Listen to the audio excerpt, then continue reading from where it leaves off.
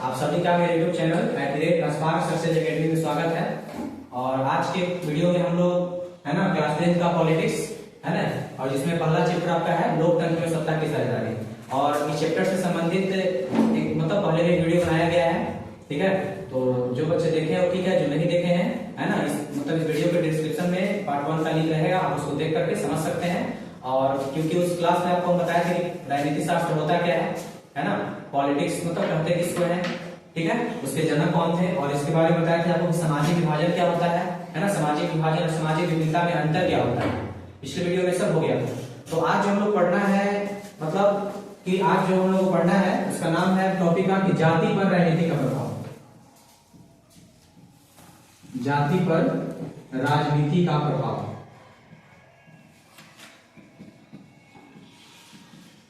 ठीक है, तो कहा जाता है कि देखिए जैसे कि हमारे पूरे भारत हम लोग भारत में रहते हैं, और पूरे भारत में है ना किसी भी भारत का कोई भी ऐसा राज्य नहीं है जहां की राजनीति में है ना जाति मैटर नहीं करता है, जाति मायने नहीं रखता है, ठीक है।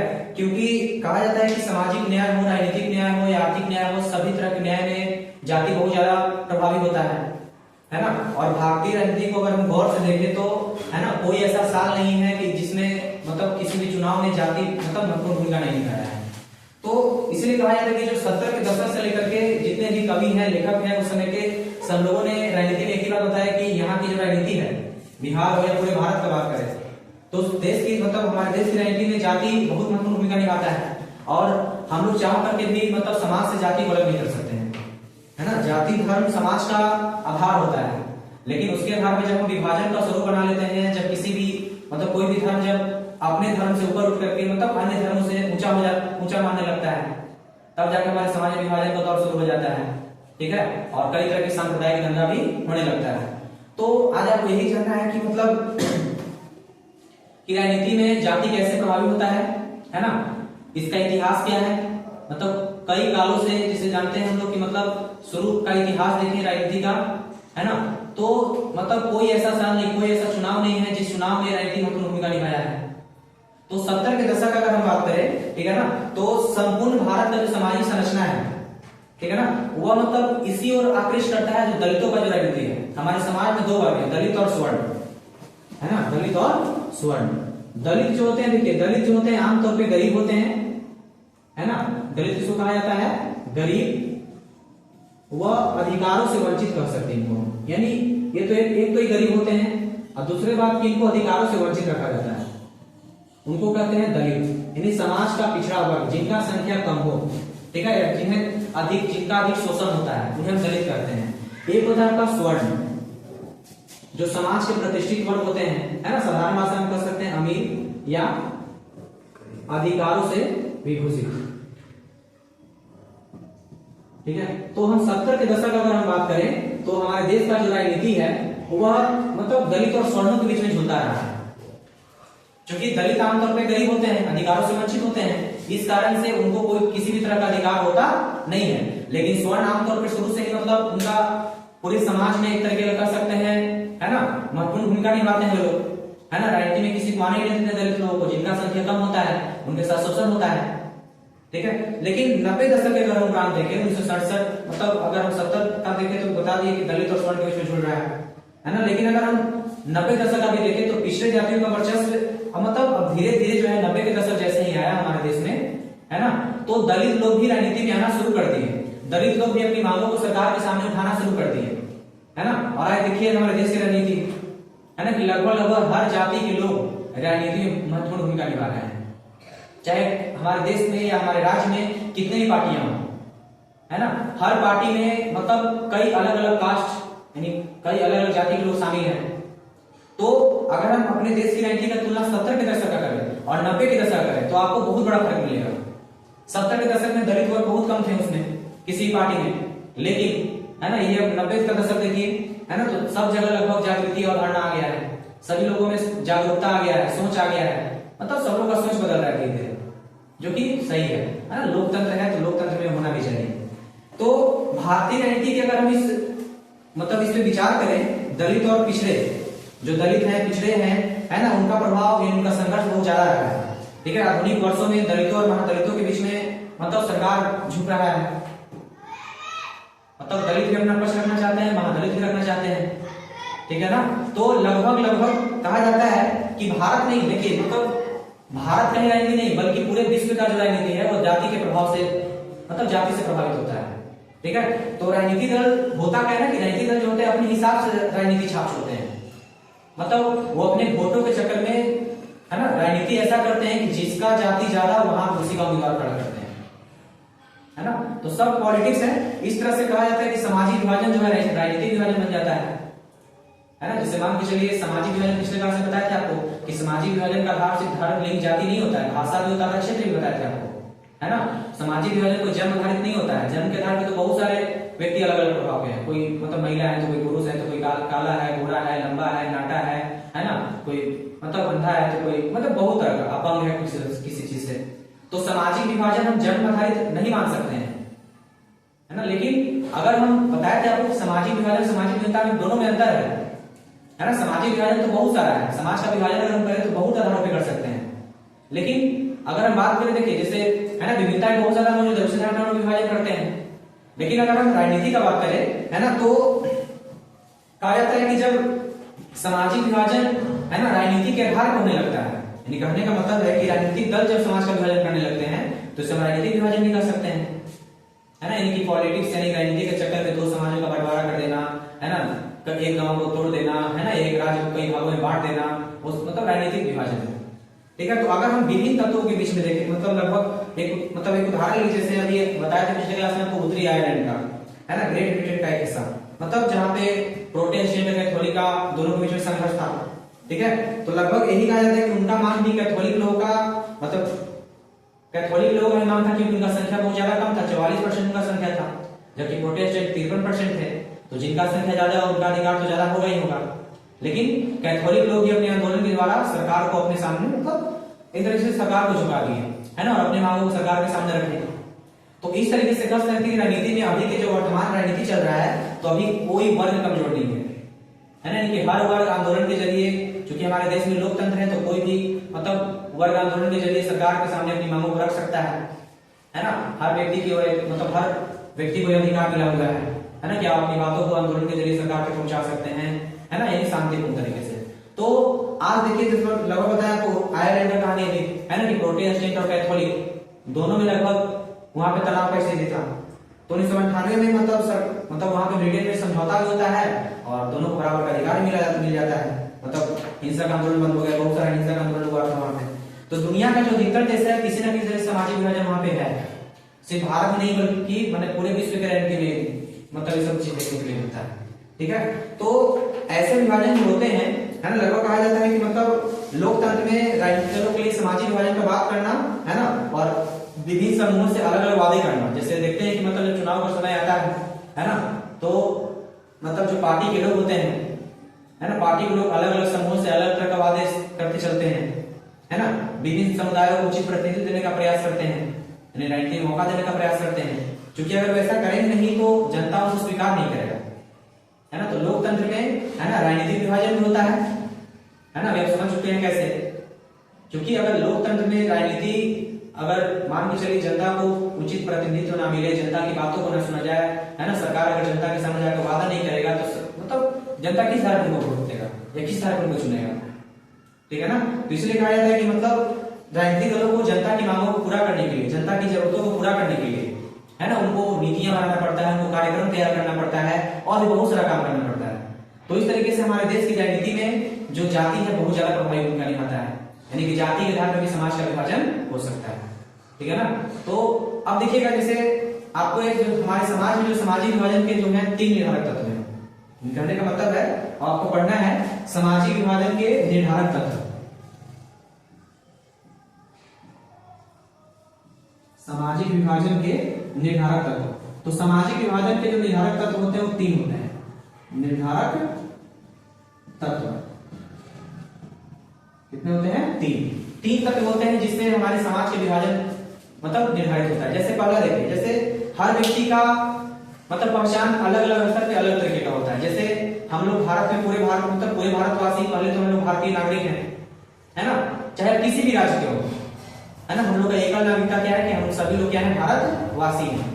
लेकिन इसके साथ साथ जिन मतलब हम लोग जिन राज्यों से संबंधित होते हैं, जैसे हम लोग बिहारी हैं, बिहार संबंधित रखते हैं, है ना, कोई बंगाली है, पश्चिम बंगाल संबंध रखता है, कोई तमिल है ना, कोई तेलुगु है, कोई कन्नड़ है ना, कोई आंध्र प्रदेश का है, इस तरीके से। तो लगभग कहा जाता है कि पहला जो हम लोग का पहचान है वो क्या है, भारतीय का।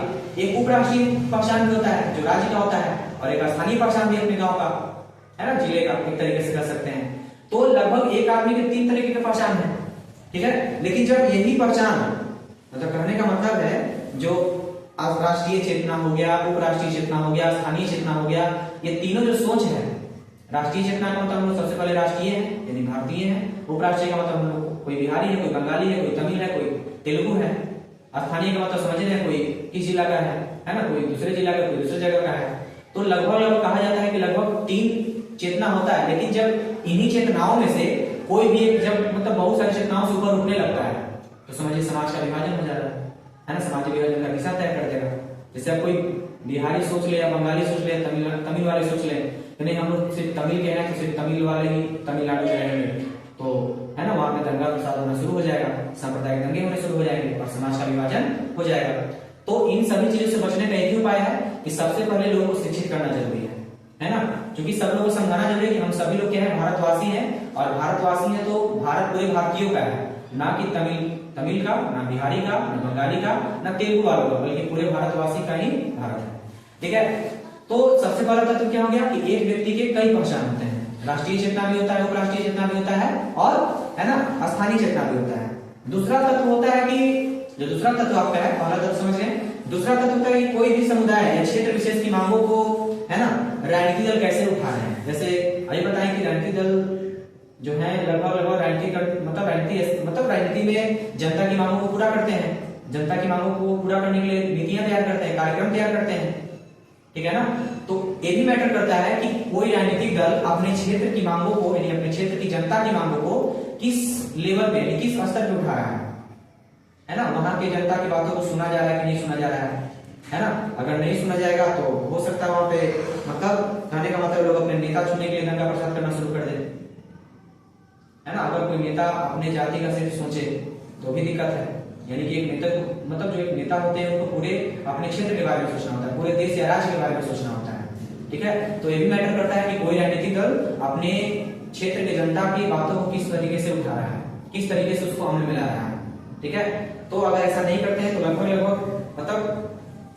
मतलब किसी भी देश या राज्य का निर्माण कर पाना, एक अच्छे राज्य मतलब राज्य को विकसित कर पाना, देश को विकसित कर पाना संभव नहीं है। तीसरा जो तत्व है आपका कि सामाजिक विभाजन जो है मतलब राजनीति का परिणाम भी होता है, माने सरकार के ऊपर भी डिपेंड करता है कि सरकार किसी भी मांगों पर क्या प्रतिक्रिया देती है ना। यानी कि सरकार अगर जनता कोई मांग कर रहा है, जनता मतलब आंदोलन कर रही है, सरकार से कुछ मतलब किसी चीज की मांग कर रही है, तो सरकार उस मांगों पर क्या प्रतिक्रिया व्यक्त करती है ना। अगर मान चलिए जनता की बातों को ध्यान में ना रखें और मतलब कुछ भी प्रतिक्रिया दे रही है सरकार, तो वो भी गलत है ना, ये भी समाज को विभाजन की ओर ले जाता है ना। जैसे अगर मान चलिए सरकार से दलितों का बात ना सुने और सिर्फ सवर्णों का सुने तो गलत है ना। चूंकि सरकार है तो सबके सरकार है ना, दलित क्या उनके नजर में अल्पसंख्यक क्या होते हैं, बहुसंख्यक क्या होते हैं, उनके नजर में होना नहीं चाहिए, बल्कि उन्हें सभी लोगों को समान स्तर पे काम करना चाहिए, ठीक है। बल्कि अल्पसंख्यक जिसलिए हमारे देश में देखिए अल्पसंख्यकों के लिए, दलितों के लिए है ना आरक्षण का व्यवस्था किया गया है, जो कि सही है ना, होना ही चाहिए, क्योंकि उन लोगों का समाज में स्थिति बहुत खराब था।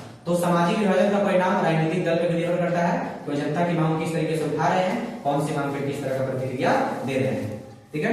तो लोकतंत्र में जो कहा जाता है कि लोकतंत्र में राजनीतिक अभिव्यक्ति एक समान होता है ना, और एक स्वस्थ राजनीति का लक्षण भी है। यानी कहने का मतलब है कि लोकतंत्र में लोगों की अभिव्यक्ति, लोगों की जो भावना होती है, लोगों की जो बात होता है, उसको सरकार को ध्यान में रखना बहुत ज्यादा जरूरी है। सरकार अगर ऐसा नहीं करती है तो है ना सरकार के विरुद्ध नारे लगाने लगेंगे, सरकार का विरोध करना शुरू हो जाएगा, सरकार गिर सकता है ना। और किसी देश में बार बार सरकार का परिवर्तन अच्छे संकेत नहीं है किसी देश के लिए, ठीक है। तो लगभग यही कहा जा रहा है कि सामाजिक विभाजन के कई आधार हो सकते हैं। जाति धर्म लिंग पिछले चैप्टर में पढ़ाया, पिछले दिन पढ़ाए थे, पिछले क्लास में, है ना। आज ही बताया, भाषा क्षेत्र भी पढ़ाए थे आपको। आज देखिए कि जाति कैसे समाज का विभाजन करता है ना। राजनीतिक दल कैसे करवा सकते हैं, है ना। अगर राजनीतिक दल सभी वर्ग पर ध्यान ना दे तो भी समाज का विभाजन हो सकता है कि नहीं। तो इस तरीके से हमारे समाज में जाति धर्म भाषा लिंग है ना समाज को विभाजित करने में बहुत ज्यादा महत्वपूर्ण भूमिका निभाते हैं। जो कि देखिए जो हमारे समाज में जाति है, सामाजिक विभाजन जो है वो तीन आधार पे चलता है, जाति धर्म लिंग, है ना। किसी भी समाज में दलित है, पिछड़े हैं, स्वर्ण है ना, सब लोगों में जाति धर्म बहुत ज्यादा महत्वपूर्ण भूमिका निभाता है। तो पहले हम पढ़ेंगे जातिगत असमानता है ना। तो दुनिया का जितना भी समाज है ना, दुनिया का जितना भी समाज है लगभग सभी जगह सामाजिक असमानताएं हैं और श्रम विभाजन विद्यमान है, यानी कि सब जगह के समाज में असमानता है। हर जगह के साथ मतलब हर समाज में सभी लोग साथ एक साथ व्यवहार नहीं होता है, और सब जगह श्रम विभाजन है, यानी सभी जगह काम का बंटवारा है ना। और श्रम के आधारित मतलब श्रम के आधार पर हम लोग मतलब जाति का निर्माण हो गया है। मतलब भारत में से तो छूटा है नहीं, भारत में तो जाति धर्म कहने का बाकी नहीं है, आप लोग समझ ही रहे होंगे है ना कि भारत में जाति धर्म कितना महत्वपूर्ण भूमिका निभाता है किसी भी देश की राजनीति में या समाज के विभाजन में, है कि नहीं। तो कहा जाता है कि भारत भी दूसरे देशों से पेशा का आधार वंशानुगत बना लिया है, यानी भारत में भी दूसरे देशों की तरह यहाँ भी है ना, जो मतलब कहने का मतलब दूसरे देशों में पेशा का जो आधार है वंशानुगत है, वंश के आधार है, जो पिताजी कर रहे हैं उनके बेटे कर रहे हैं, उसके बाद उसके बच्चे कर रहे हैं, इस तरीके से वंश बाई वंश पीढ़ी दर पीढ़ी स्थानांतरित होते चल रहा है। ठीक है, तो कहा जाता है कि पेशा जो होता है एक पीढ़ी से दूसरी पीढ़ी में अपने आप चलते चलता है ना, उसको कोई बताने वाला नहीं है ना, क्योंकि उसका जिस बच्चे का जन्म जिस परिवार में हुआ है उसके पिताजी जो काम कर रहे हैं, तो स्वाभाविक सा बात है कि बच्चा वो काम तो जरूर सीखेगा, है ना। तो जो हमारे समाज में जो है पेशा यानी श्रम विभाजन है ना, यानी काम के आधार पर बंटवारा, और काम के आधार पर बंटवारा ही आगे चलकर जाति बन गया। ठीक है, तो कहा जाता है कि यही व्यवस्था जब मतलब अपना रूप मतलब बहुत भयानक रूप लेता है श्रम विभाजन, है ना, कि बहुत सारे लोग जब एक ही तरह काम को कई पीढ़ियों का करने लगता है तो ये जाति कराने लगता है। ठीक है, तो एक कहा कि खास समूह में अर्थ में समाज में है ना जाति अलग अलग होता है। हर समाज में देखते हैं कि हम लोग जिस समाज में रहते हैं हर लोगों का जाति अलग अलग है ना, धर्म अलग अलग है। ठीक है, और अगर जाति अलग अलग है तो सभ्यता मतलब सॉरी संस्कृति रीति रिवाज खान पान सब चीज अलग अलग होगा। यहाँ तो देखते हैं भारत में शादी विवाह भी अपने जात पात में किया जाता है ना, कोई भी अंतर जातीय विवाह को सपोर्ट नहीं करेंगे आपको, है ना। तो लगभग खान पान जितना भी है पूजा पाठ है ना, लगभग लोग अपने समुदाय और अपने जाति में ही करना चाहते हैं, है ना, विवाह शादी सब चीज। ठीक है, तो यही कहा जाता है कि मतलब जितने भी है पारिवारिक आयोजन सामुदायिक आयोजन सब अपने जाति तक ही सीमित रखना चाहते हैं। अगर कोई ऐसा व्यक्ति करता है अपने जात से हटकर कोई काम करता है अपने जाति से हट करके उसको समाज से अलग कर दिया जाता है ना। तो दुनिया का जितना भी समाज है उस समाज में जाति बहुत ज्यादा महत्वपूर्ण भूमिका निभाता है। और शुरू में बोले कि हम किसी भी समाज से जाति या धर्म को अलग कभी नहीं कर सकते हैं, है ना। बस लोगों की सोच को बदल सकते हैं कि लोग इसके नाम पे भेदभाव ना करें, है ना। लोग मतलब किसी दलित या पिछड़े लोग शायद कोई गलत व्यवहार या शोषण वाला व्यवहार ना करें। ठीक है।